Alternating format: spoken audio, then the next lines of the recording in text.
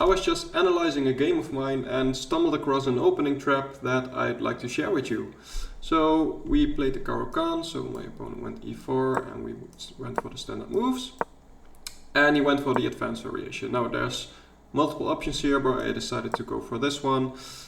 He defended his pawn, I brought my knight out, he brought his knight out, we traded. So far this is all standard stuff, so I'm not going to go into full detail of this. I pinned his knight, and he broke the pin with his bishop. I brought my pawn up, solidifying. He castled, I brought my knight out, he brought his bishop here, and I went here. Again, still standard stuff. So I'm gonna go a little bit fast, but if you want to know anything about the Caro-Kann in general, I recommend watching some of my other videos. Yeah, here my opponent started doing some odd stuff, but I checked the database and it actually happens quite a lot. So he brought his queen to the center. And remember this move because it's gonna be important later in the video. I just went for the standard stuff, developing my bishop, getting ready to castle, and he brought his knight out to d2, sorry. And I castled, that was my plan all along, and my opponent started to push his pawns. So he was trying to do something on the queen side. I ignored that, I just developed my rook again, some standard moves, he pushed his pawn again, and I developed my queen here, putting some more pressure to the center and maybe some other ideas in the future. Now, here my opponent decided to attack my knight. Notice his pawn is defended, and I moved my knight out of the way.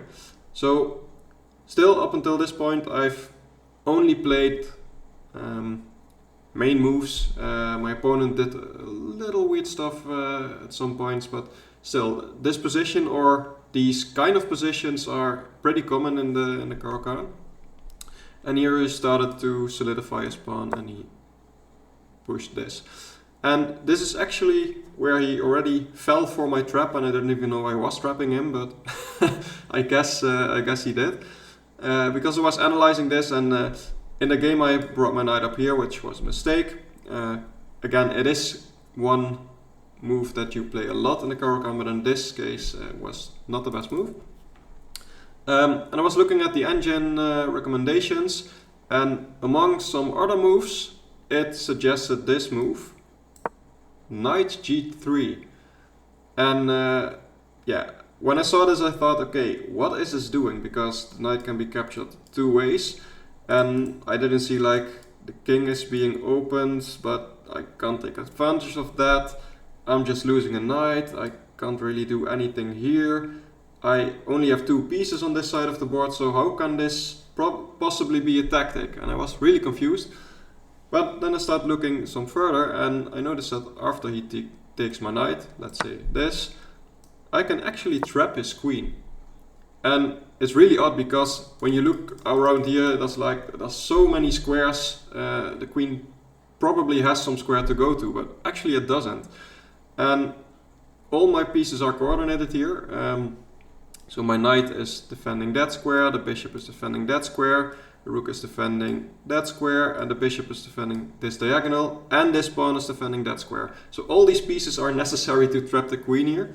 And yeah, I didn't know this in the game, but yeah, it's a really cool trap. And I started analyzing some more, and this idea actually is available in some other positions as well. So yeah, if you're a Caro-Kann player, this is always something to look out for. You're gonna reach some similar positions, so maybe this is an idea, a trap in other positions that you can use. So yeah, I hope we're gonna be trapping a lot of players with this one, and thank you for watching. Bye bye!